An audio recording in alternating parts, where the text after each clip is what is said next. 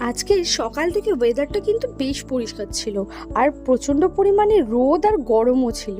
তারপর অটোতে করে সোজা চলে গেলাম মেট্রো স্টেশনে। আর মেট্রো স্টেশনে পৌঁছতে না পৌঁছতেই আমাদের মেট্রোও চলে এসছে। আর মেট্রোতে উঠে পড়লাম, মেট্রোটা আসবে ফাঁকাই ছিল।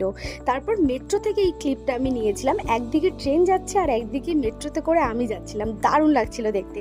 তারপর অফিসে গিয়ে সেরকম একটা ভিডিও করা হয়নি, কিন্তু অফিস থেকে বেরিয়ে আমি আজ একটু গিয়েছিলাম ইকো পার্কের পেছন দিকটা, সেই 6 নম্বর গেটে, যেইখানে একান্তে আছে, ক্যাফে একান্তে।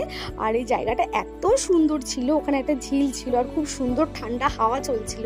মনে হচ্ছিল আজকে আর বাড়ি না যাই।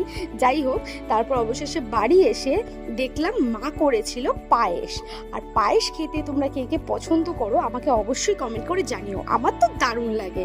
আর ভিডিওটা ভালো লেগে থাকলে অবশ্যই লাইক, কমেন্ট, শেয়ার অ্যান্ড চ্যানেলটাকে সাবস্ক্রাইব করে দিই। আজকের মতো এইটুকুই, দেখা হবে নেক্সট ভিডিওতে। আজকের জন্য টাটা।